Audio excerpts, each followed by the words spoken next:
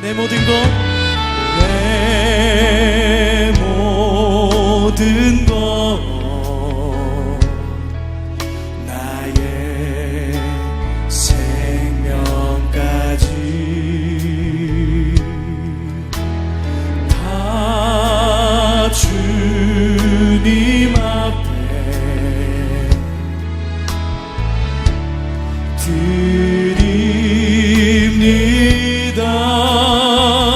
주 임재 안에서, 주 임재 안에서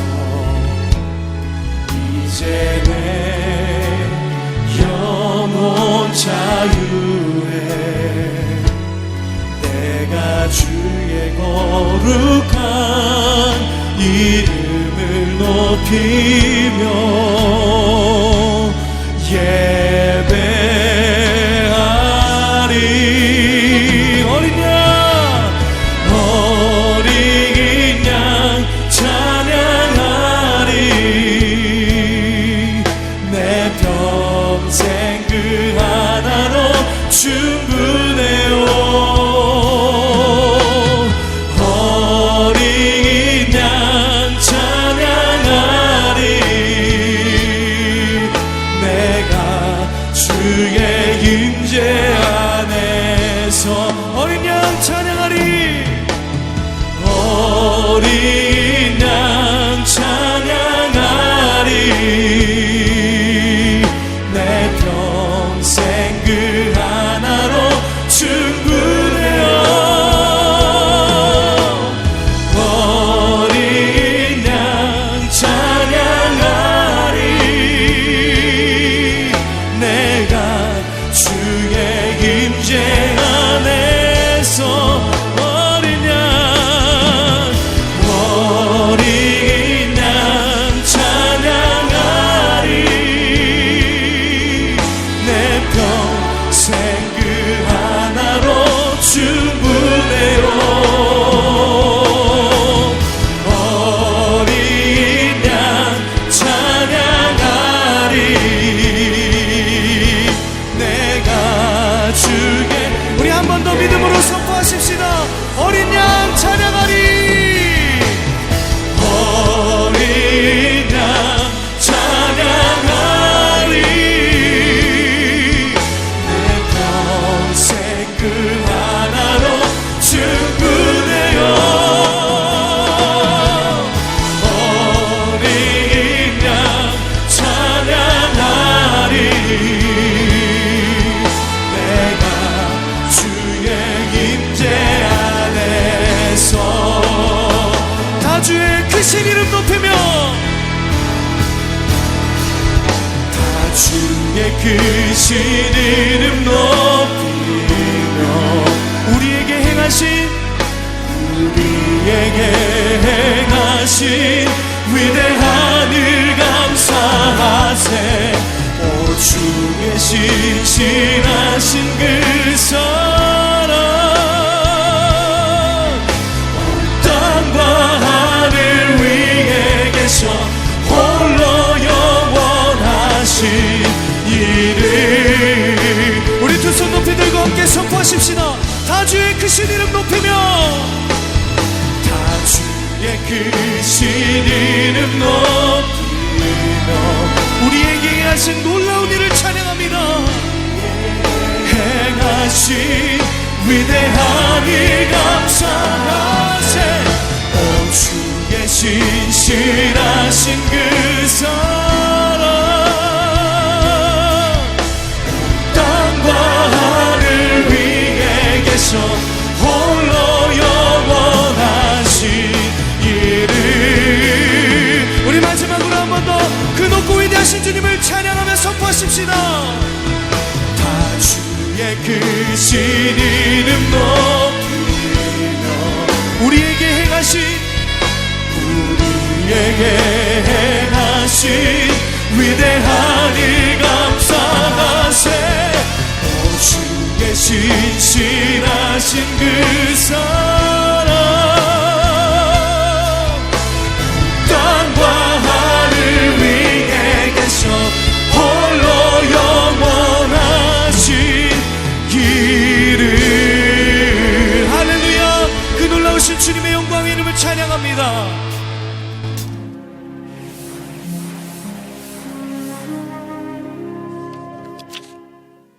오늘의 말씀은 창세기 28장 12절에서 14절 말씀입니다.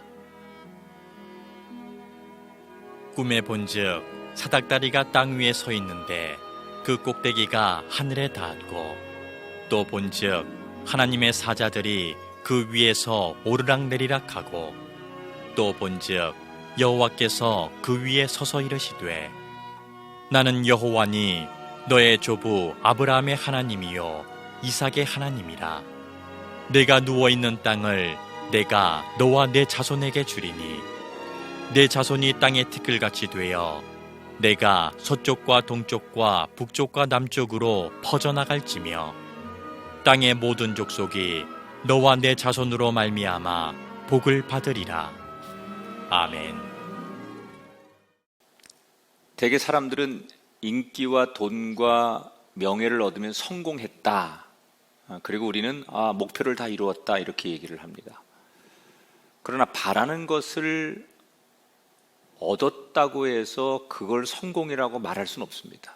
진짜 성공은 원하는 것을 얻고 원하는 목표를 이룬 다음에 그걸 잘 지키는 거예요. 잘 정상을 갖고 그것을 소유하고 얻었으면 그걸 지키는 게 성공이라고 하는 거예요. 반면에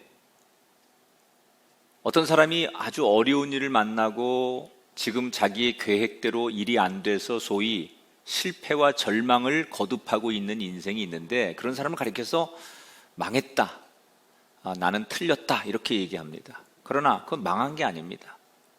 진짜 망한 건 그렇게 어려움이 왔는데 어려움을 잘 수습하고 대처해서 다시 일어나지 못하고 있으면 그걸 망했다고 하는 거예요. 무슨 얘기를 하려고 하느냐? 우리가 어떤 사건, 좋은 일이든 안 좋은 일이든 우리에게 무슨 일들이 생기면 좋은 일을 만났기 때문에 이 사람은 행복한 거고 성공한 거고, 안 좋은 일을 만났기 때문에 불행하고 망한 게 아니라 그 사건이 일어난 이후에 그 사건을 어떻게 대처하느냐가 성공과 실패를 결정하게 된다는 거예요. 어떤 사람은 한동안 잘 올라갔다가 마지막에 보니까 바닥으로 떨어진 사람도 있고요. 어떤 사람은 한동안 너무 어려웠지만 그 어려움을 딛고 결국 일어선 사람이 있어요. 결국 지금 우리가 만나는 사건이 결국 우리의 인생의 성공과 실패를 결정하게 된다. 그래서 우리는 오늘 제가 이런 설교 제목을 한번 써봤어요. 사건, 그 이유가 중요하다. 오늘 창세기 28장의 말씀이 바로 그런 내용인데요. 에서와 야곱의 얘기예요. 지난 시간에 이삭의 두 아들 에서와 야곱이 장자권을 놓고 치열하게 신경전과 싸움을 하다가 야곱이 이기는 이야기를 소개해 드렸어요. 장남인 에서가 얼마나 억울하고 분한지 견딜 수가 없는 거예요. 그래서 그 동생에 대한 분노를 뭐라고 표현하느냐? 너 이놈, 아버지만 돌아가시면 내가 반드시 너를 죽이리라. 그리고 나한테 뺏어간 장자권을 다시 내가 되찾아오겠다. 그런데 하도 이 분노를 많이 표출하니까 주변 사람들이 다 아는 거예요. 가장 걱정하는 사람이 누구냐? 어머니 리브가예요. 자기 첫째 아들 성격상 이 에서가 그러고도 남을 다혈질이라는 걸 알기도 하고, 잘못하면 둘째 아들 사랑하는 야곱도 잃을 판이에요. 이대로 두었단 큰일 날 것 같으니까 어머니 리브가가 이 문제를 해결하기 위해 나름대로 묘수를 하나 짜냅니다. 계획을 세워놓고 어느 날 남편을 찾아가서 눈물로 하소연을 하는 거예요. 뭐라고 얘기를 하느냐? 여보 내 말 좀 들어봐. 우리 집에 아무래도 며느리들이 잘못 들어온 것 같아. 맏아들인 첫째 아들인 에서가 두 명의 여자와 결혼을 했는데 다 이방 여자들이에요. 그래서 이 리브가가 하는 얘기가 사람이 잘못 들어와서 우리 집안이 이렇게 날마다 풍파가 많고, 특별히 시아버지 때부터 지켜왔던, 아브라함 때부터 지켜왔던 신앙과 믿음을 이어가지 못하고 이 며느리들이 우상을 섬기고 엉뚱한 짓 하고, 그러니까 우리 가정이 행복할 리가 없는 거 아니냐. 그리고 눈물로 이 며느리들에 대해서 막 험담을 하면서 이 시어머니가 남편 앞에서 그런 얘기를 하니까, 이삭이 나이가 많아서 모든 걸 분간은 못하는데 아내가 울면서 며느리들 잘못 들어왔다고 하니까 그건 동의를 하는 거예요. 그때 바로 그 동의를 얻어내는 순간 리브가가 무슨 얘기를 하느냐. 그래서 여보, 첫째는 어차피 이방 여자들하고 결혼해서 며느리들이 그렇게 들어왔는데 야곱마저도 이 땅에 있는 이방 여자들하고 결혼해서 그런 며느리 들어오면 난 못 살아요. 우리 집안을 위해서 야곱이라도 믿음 좋은 여자를 얻게 합시다. 그러니 여기 두지 말고 우리 처갓집 야곱의 외삼촌이 있는 라반이 있는 곳으로, 하란으로 보내서 거기서 믿음 좋은 여자를 만나게 합시다. 이렇게 얘기를 해요. 그러니까 이삭이 좋은 생각이라고. 그래서 어느 날 이삭이 야곱을 부릅니다. 그리고 두 가지를 얘기해. 하나는 명령을 하고 하나는 축복을 하죠. 뭐라고 명령하느냐? 너 아버지로서 명령하는데 네 형처럼 이방 여자들 만나 결혼하지 말고 믿음이 있는 가문의 사람을 만나 결혼하거라.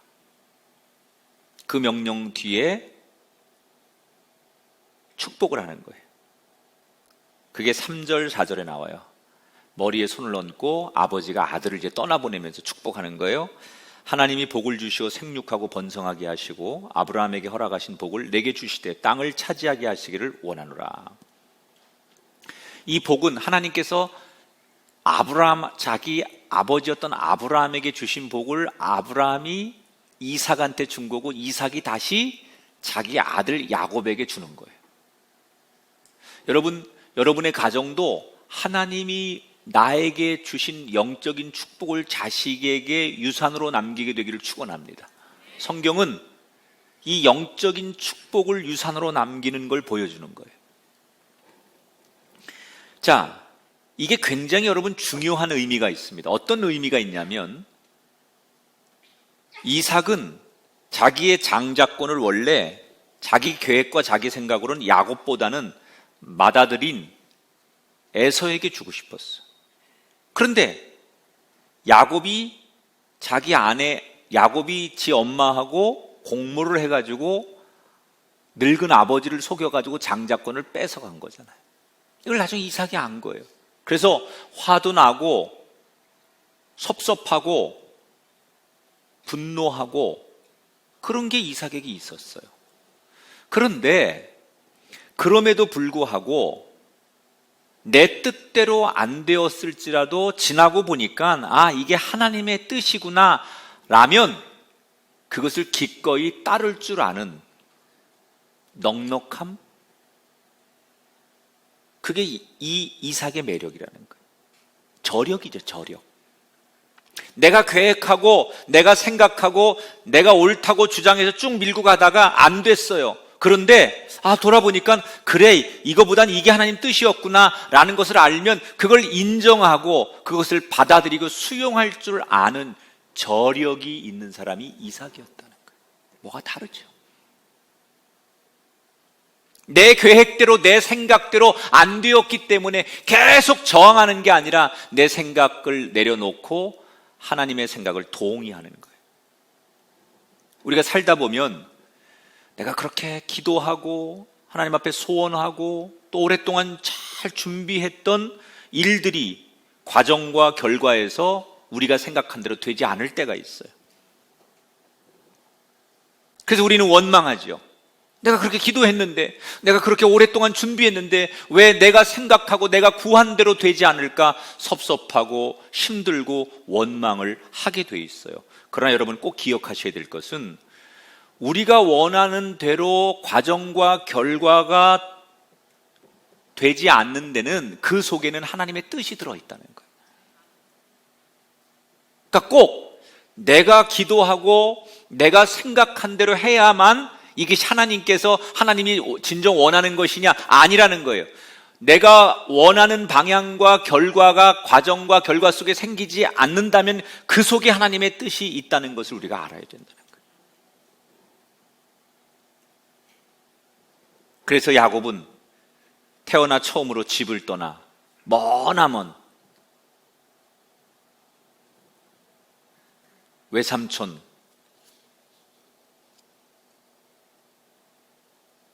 외가댁으로 떠나게 돼요.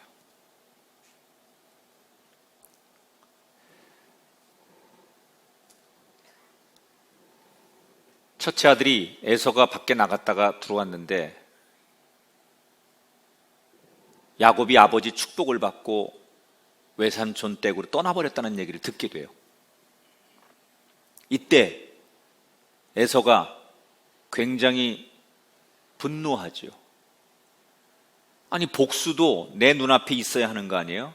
아버지가 이제 얼마 뒤면 돌아가실 것 같으니까 아버지만 돌아가시면 내가 너 죽이고 모든 걸 정상으로 돌려놓겠다는 그 복수심과 계획이 있었는데 야곱이 떠나버린 거예요. 이때 에서가 신세한탄을 해요. 도대체 나는 왜 이렇게 되는 게 없을까?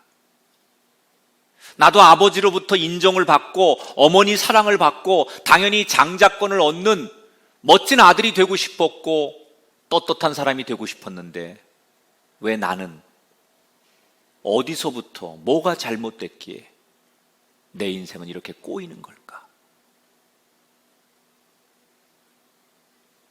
그리고 신세한탄을 하는 거예요. 그러면서 이 첫째 아들 에서가 뭘 생각하느냐? 8절 9절에 보면 이렇게 그가 그 글을 증언합니다. 에서가 첫째 아들이 본즉 가나안 사람의 딸들이 자기 아내들을 얘기하는 거예요.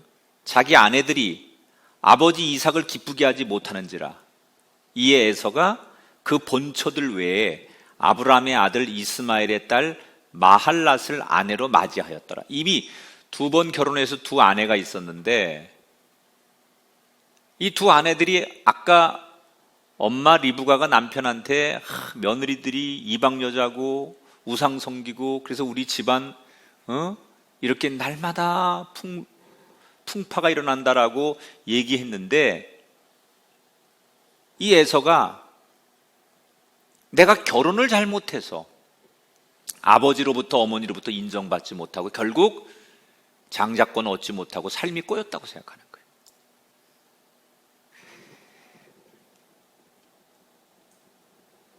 이 에서 같은 인생관을 가지면 참 힘듭니다. 내가 축복을 받지 못한 이유를 다른 데서 자꾸 찾는 거예요. 남의 탓하는 거죠. 그래서 되게 어떤 못난 남자들은 아내 탓합니다. 못난 여자들이 남편 탓합니다. 내가 이렇게 불행한 것은, 내가 이렇게 고생하는 것은 당신 때문이야. 당신하고 결혼해서 당신이 뭐 해서 내가 당신 때문에 이렇게 어려움을 당하는 거야. 늘 자기의 부족함을 돌아보지 않고 자기가 패배하고 어려움을 당하는 것을 남이 탓하는 거예요. 결혼이 문제고 누가 문제가 아니라 자기를 돌아봐야 되는데 내가 진실하지 못했고 내가 정말 어디서부터 뭔가 내 마음의 자세가 하나님 앞에 잘못됐다는 것을 내 속사람이 변해야 되는데 겉으로 아내 하나 정도 이렇게 데려다 놓으면 모든 게 바뀔 거라고 생각하는 거예요. 속은 안 바뀌는데 겉으로 형식을 바꾸면 된다고 생각하는 거예요. 진정한 변화는 내 속사람이 바뀌는 거지 환경과 조건을 바꾼다고 해서 변화가 일어나는 게 아니라는 거예요. 아마 오늘 이 자리에도 에서처럼 이런 신세한탄을 하는 분이 계실 수 있어요. 난 내가 도대체 어디서부터 내 인생이 이렇게 꼬였을까? 지금의 이런 어려움과 실패를 계속 당하고 있으면서 도대체 내가 어디서부터 내 인생이 꼬여서 이렇게 힘든 시절을 보내고 있는가? 이렇게 돌아보면서 중얼거리는 분들이 있다라고 하면 여러분 꼭 오늘 이 말씀을 기억하세요.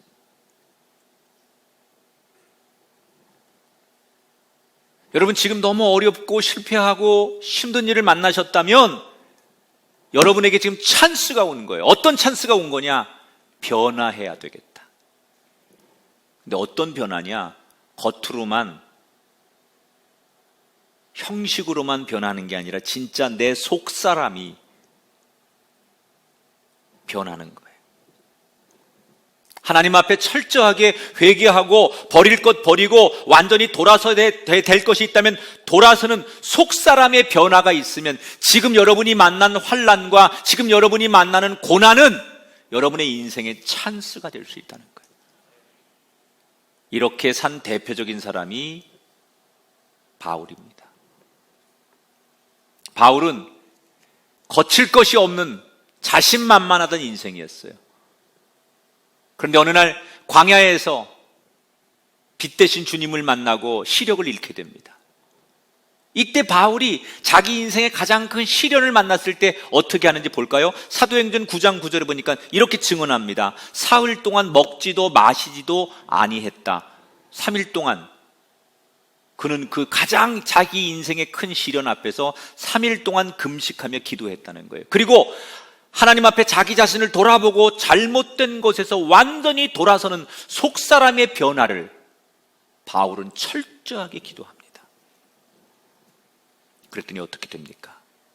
3일 뒤에 다시 눈을 뜨고 아픔의 시간이 끝나고 그때부터 바울의 전성기가 시작되는 거예요. 하나님이 우리에게 어려운 일을 주시는 것은 우리가 싫어서 그러는 게 아닙니다. 우리가 변화될 것을 바라시기 때문에 우리의 속사람이 완전히 바뀌기를 기대하시기 때문에 우리에게 고난도 환난도 어려움도 주시는 거예요. 그래서 여러분이 만나는 이 고난, 실패, 환난은 하나님이 주시는 기회이기도 하다는 거예요. 변화만 할 수 있다면.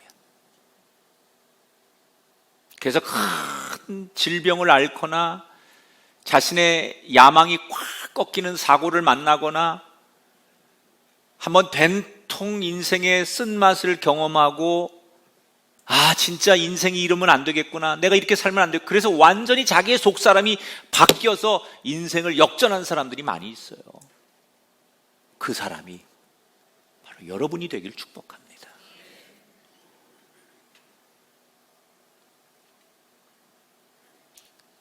야곱은 이제 아버지로부터 축복을 받고 큰 절을 올리고 집을 떠나요. 근데 발걸음이 떨어지지 않는 거예요. 연로하신 아버지를 두고 자기 하나만 사랑하고 자기를 위해 모든 걸 희생했던 어머니를 두고 자기 혼자 떠나니까 발걸음이 떨어지지 않아요. 아버지도 울고 엄마도 울고 야곱도 펑펑 울며 길을 떠납니다. 어머니가 재촉하죠. 네 형 들어오기 전에 빨리 가야 된다. 떠밀리다시피 울며 아버지 어머니를 뒤로하고 길을 떠나는 야곱. 뒤를 힐끔힐끔 쳐다보며 혹시라도 뒤늦게 형이 자기를 쫓아오지 않을까 두려움을 가지고 발걸음을 재촉합니다. 얼마를 달려갔는지 자기가 떠난 곳에서 브엘세바에서 떠나는데 오늘 성경에 보니까 자기 할아버지가 가나안에 와가지고 제일 먼저 제단을 쌓았던 베델까지 도착을 해요. 브엘세바에서 베델까지는 거리로 한 100km 정도 됩니다. 그러니까 정신없이 형으로부터 벗어나기 위해 달려갔다는 얘기예요. 그리고 이 정도면 형이 더 이상 쫓아올 수 없겠지라고 안도의 한숨을 쉬며 그 자리에 털푸덕 주저앉습니다. 그런데 이렇게 보니까 벌써 해가 뉘엿뉘엿지고 밤이 돼가기 시작하는 거예요. 중동 지역은 춥습니다. 일교차가 심하기 때문에 밤에는 굉장히 춥고 이 광야 같은 곳엔 도적대들과 맹수들이 존재합니다. 그런데 어디 오갈 데가 없는 거예요. 그래서 난생 처음 집이 아닌 광야에서 옆에 돌 하나를 베개 삼아 누웠습니다. 당연히 잠이 들지 않죠. 그 환경에서 어떻게 잠이 들어요? 그 심란한 거예요, 야곱이. 그래서 밤새도록 뒤척이는 거예요. 그 밤새도록 뒤척이면서 이 야곱의 머릿속에 영화 필름처럼 자기가 살아온 인생의 시간이 쭉 지나가는데, 자기가 형보다 조금 늦게 태어나서 동생이라는 이유로, 장남이 아니라는 이유로 아버지에게 인정을 받지 못한 것부터, 그래서 나도 아버지에게 형처럼 인정받고 싶어서 노력했던 그간의 자신의 삶을 돌아보고 그 형과의 경쟁에서 이겨보려고 팥죽 한 그릇으로 장자권을 뺏는 과정과 어머니와 공모를 해서 아버지를 속여서 결국 장자권을 가로채는 이런 자기의 살아온 삶의 이야기들이 필름처럼 쭉 지나가는 거예요. 이렇게 노력하고 열정을 가지고 이런 방법으로 내 손에 이런 걸 쥐면 모든 일이 잘 될 줄 알았어요. 그런데 지금 말한 대로 그렇게 살아왔는데 지금 내 현실은 뭐예요? 광야 한복판에 위험에 노출된 누구 하나 도와줄 수 없는 인생의 밑바닥, 가장 외로운 처절한 자리에 내가 있는 거예요. 야곱이 생각하는 거죠. 내가 어쩌다가 이렇게 되었을까? 그 장자권을 그렇게 해서라도 형한테 뺏어낸 게 잘한 일인가? 정말 하나님이 나를 축복하실까? 아니면 하나님이 나를 버리실까? 내가 이제 외삼촌 댁으로 가면 그 낯선 땅에서 나는 잘 살 수 있을까? 언제쯤 부모님이 계신 고향 땅으로 난 돌아갈 수 있을까? 이런 심란한 생각에 잠을 잘 수가 없는 거예요. 뒤척이고 뒤척이다가 새벽녘에 어떻게 자기도 모르는 사이에 잠이 들었어요. 그런데 그때 야곱의 인생에 빼놓을 수 없는 가장 드라마틱한 사건이 일어납니다. 언제 잠이 들었는지 모르고 잠깐 잠이 들었는데 꿈을 꾸는데 그곳에서 신기한 광경을 경험하게 되죠. 이게 유명한 야곱의 꿈이에요. 볼까요? 12절, 13절.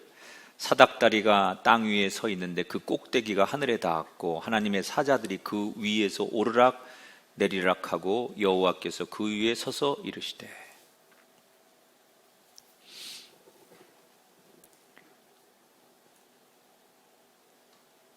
하나님이 야곱을 찾아오셨어요. 따라합시다. 찾아오시는 하나님. 우리가 하나님을 찾아가서 만나는 하나님도 있지만 찾아오시는 하나님의 은혜를 경험해야 돼.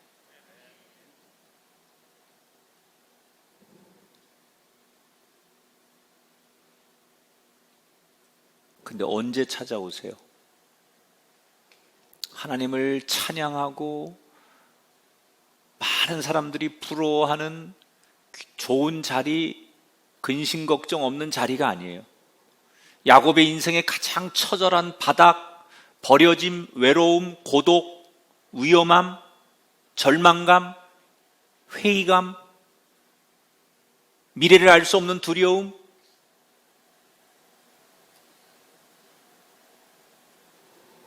그 한복판에 찾아오신 거예요. 어떤 꿈을 꾼 거죠? 야곱이 누워있는 돌베개 위로 높은 계단이 쫙 펼쳐지는 거예요.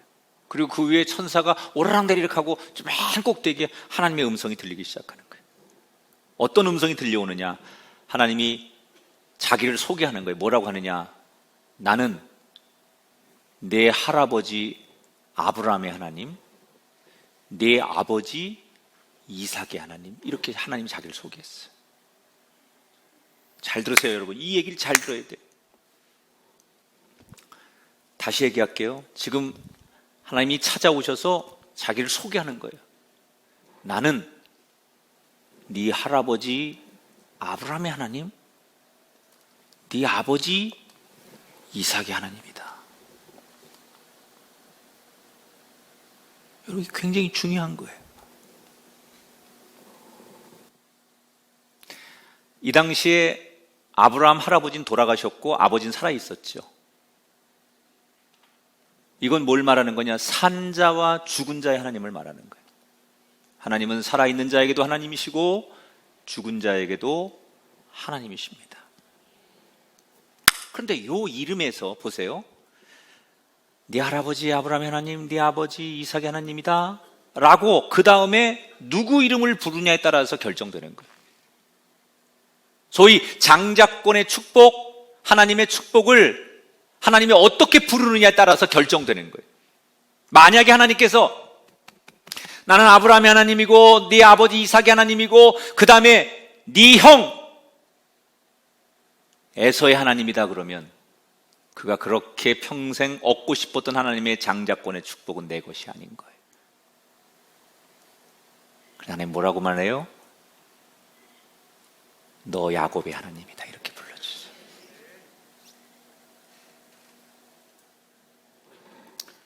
근데 이 이야기가 너무 기가 막힌 이야기예요. 내 이름이 불려지는 순간, 나를 지명하는 순간 이 야곱은 하나님을 처음 만나는 거예요. 여러분, 야곱이 지금까지 하나님을 믿은 거는 간접적으로 만난 하나님을 믿은 거예요.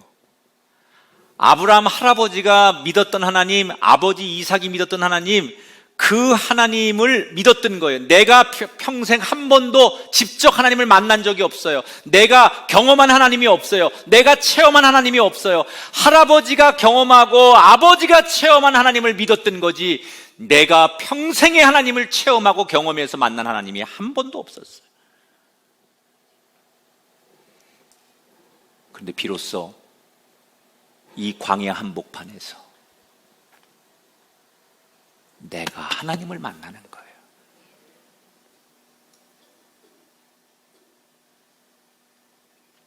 이때부터 야곱은 하나님께 쓰임을 받는 거예요. 우리가 하나님 앞에 언제 쓰임 받느냐? 교회 오래됐다고 되는 게 아니에요. 내가 만난 하나님이 있어야 돼요. 잠에서 깬 야곱이 하나님의 음성을 듣고 깨고서 너무너무 기쁘고 감사한 거예요. 왜? 자기는 어디로 가야 될지 뭘 해야 될지 너무 막막하고 두려웠는데 꿈에서 하나님께서 자기에게 말씀하셨잖아요. 자기의 걱정, 근심이 다 해결됐으니 이제 기뻐해야 돼요. 물론 당연히 기쁘고 감사했어요. 그러나 기쁘고 감사한 감정보다 훨씬 더 큰 감정 하나가 야곱을 짓눌렀어요. 그게 뭐냐? 16절, 17절에 나와요. 여호와께서 과연 여기 계시거늘 내가 알지 못하였도다. 따라합시다. 두렵도다. 하나님이 자기에게 꿈속에서 말씀하셨어요. 여러분, 구약은 하나님이 인간에게 나타날 때 꿈을 통해 역사하는 게 구약이에요. 근데 그 꿈은 우리가 이렇게 보통 자면서 꾸는 이 평범한 꿈이 아니라 이걸 계시라고 하는데, 구약은 하나님이 당신의 뜻을 전할 때 인간에게 전하는 수단이 꿈이에요.